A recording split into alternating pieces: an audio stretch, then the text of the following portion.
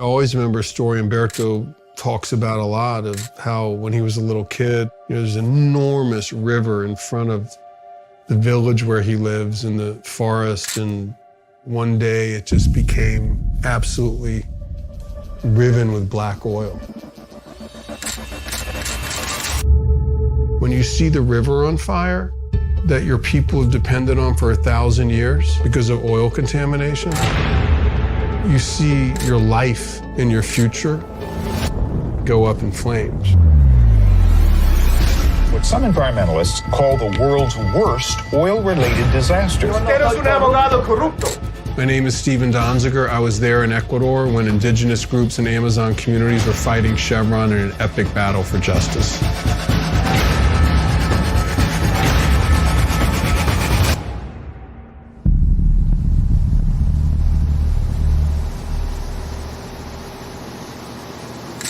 My first trip to Ecuador was in April of 1993. I went down with some lawyers and scientists to investigate reports that Texaco had dumped literally billions of gallons of toxic oil waste into the pristine Amazon rainforest where indigenous groups live. No one really knew what would happen as a result of the trip, but one thing that did happen is those who went on it all committed to trying to do something to address the problem and to help the people, and to hold Texaco, now Chevron, accountable for what looked like a massive human rights problem that was done deliberately.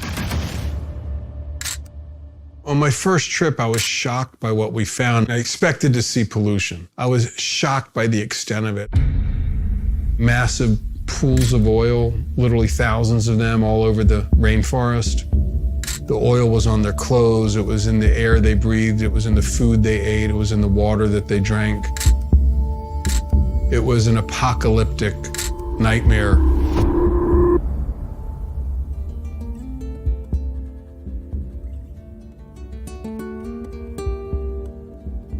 When you drill an oil well, you go thousands of feet underground, and all this rock and heavy metals and man-made chemicals that cause cancer come up out of the ground with the oil, and you have to put it somewhere, and they just put it in unlined pits in the jungle. In many of the pits, they built pipes on the sides to take the overflow into the nearby rivers and streams where people were using for their drinking water without telling the people that they were doing this. Texaco utilizó la tecnología más barata con tal de tener mayores ganancias como recursos económicos, pero a cambio del mayor efecto ambiental y el mayor efecto en la salud de la gente. I saw things that were unbelievably horrid. De 20 niños que nacen, a 15, 16 niños les da esto. People living in abject poverty because they couldn't escape the contamination. Ahora es con mi hija, que tan guambra es mi hija y que tenga esa enfermedad como es el cáncer. There are people there that are sick. It's a very poor region. There's absolutely no evidence that there's an increase in cancer rate. And once you see it, and this was certainly true for me, you can't really turn your back on it. The trip changed my life. Out of that trip, we talked to people who wanted legal representation. These are all unique cultures. The Siona, the Quechua, the Kofan, the Sequoia, the Waorani all have their own languages and their own villages. Some are more farming oriented, others are more hunting, but all of them were 100% dependent on the forest for their survival. But once the oil came and poisoned this delicate ecosystem, they could no longer rely on their traditional sources of food and water. During the first 10 years of the case, we were fighting to have a jury trial in the United States. Texaco and Chevron did not want that. They were petrified of a jury. They were desperate to shift the case back to Ecuador, where they would continue with their impunity. The case ended up getting shifted to Ecuador. On the very first day of the trial in October of 2003 in Ecuador, after Chevron had agreed to accept jurisdiction there, literally the first thing they did was challenge jurisdiction. They accepted jurisdiction in the United States to get it to Ecuador. Then we got there and they're like, oh, you don't have jurisdiction over us. And that began years and years of completely bad faith, in my mind, unethical litigation tactics. Chevron's trial strategy was to sabotage the trial. Nosotros no manipulamos. Nosotros fuimos los que pedimos venir aquí al Ecuador a ser Esto es lo que hay en el Oriente. Yo les invito a ver. Yo les invito a ver esto. Chevron did not want any litigation on the merits of the claims of the Ecuadorians. They wanted to avoid that at all costs. They paid one of their employees, Diego Borja, to try to entrap a judge in a bribery scandal. He taped it through a pen. Yeah. This is all the Chevron Texaco case. You've read all of this? ¿Y ha leído todo usted? Poco, no mucho. They were constantly filing dozens and dozens of trial motions in like a very short period of time, like an hour, to stop the court from functioning properly. Eso abogado corrupto de Texaco. Señor, usted va a responder por sus palabras. Yo estoy respondiendo, señor. Usted es un abogado corrupto. Chevron would then file more motions to recuse the judge from the case. And that motion would then go to another judge and it would delay the trial for 6 months. Part of Texaco's strategy is to bankrupt us. So Chevron has gone out of its way to avoid talking about the real issue, which is that it committed environmental crimes in Ecuador that have devastated indigenous groups, devastated farming communities, poisoned this incredibly important ecosystem that's critical to the survival of the planet for all of us. They don't want to talk about that. Why? Because it will undermine their business model. Chevron and other fossil fuel companies like to go into areas, take out the oil, get all the profits they can, and leave behind massive pollution that the public or the area communities have to pay. They report these enormous profits, but we, meaning the people, are actually subsidizing them because we're paying the cost for their pollution while they get the profits.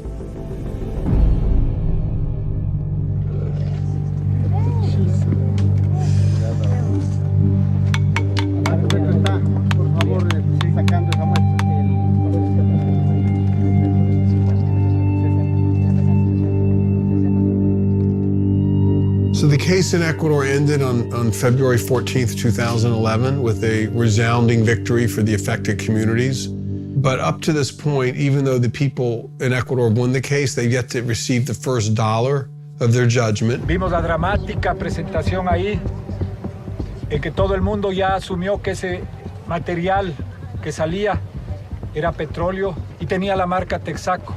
Yo no observé ninguna marca.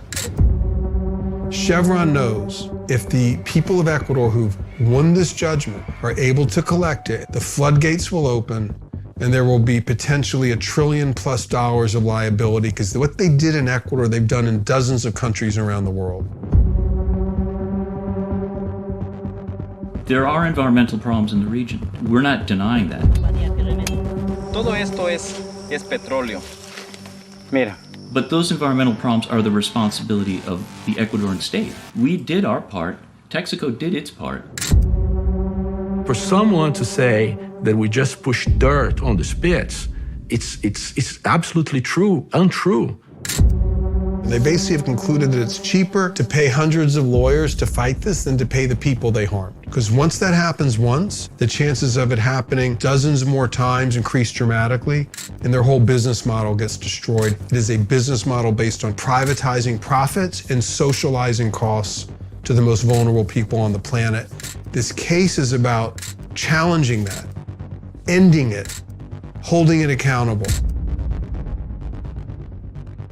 Which is why they are spending massive sums of money to try to destroy my life and hold me up as some sort of scalp that they can put on the walls of their homes like hunters put a moose head up. That's really what they want out of me.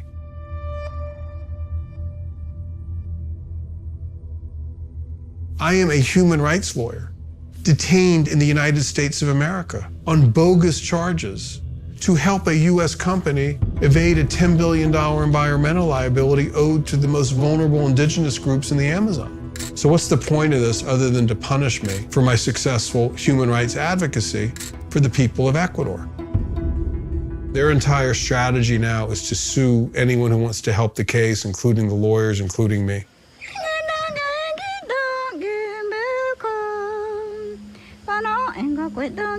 Con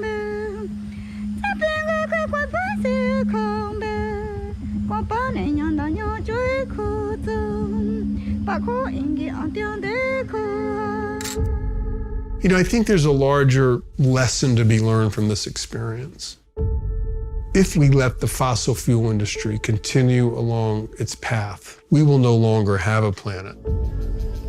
And, you know, you can look at this as, oh, there's this pollution and they sued and there's all this litigation. Or you can look at it as the first step of a new way of thinking. The idea that you can leverage resources such that communities understand that they have the power to form alliances around the world to hold the perpetrators of these environmental crimes and human rights violations fully accountable, such that they stop doing it. We will have a better world. And like, it's important not to get distracted by what's happening to any one individual, in this case me, because I'm in a difficult situation.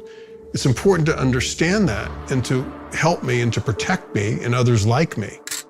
But we cannot preserve our planet for our children, for our grandchildren, for future generations unless this work is done.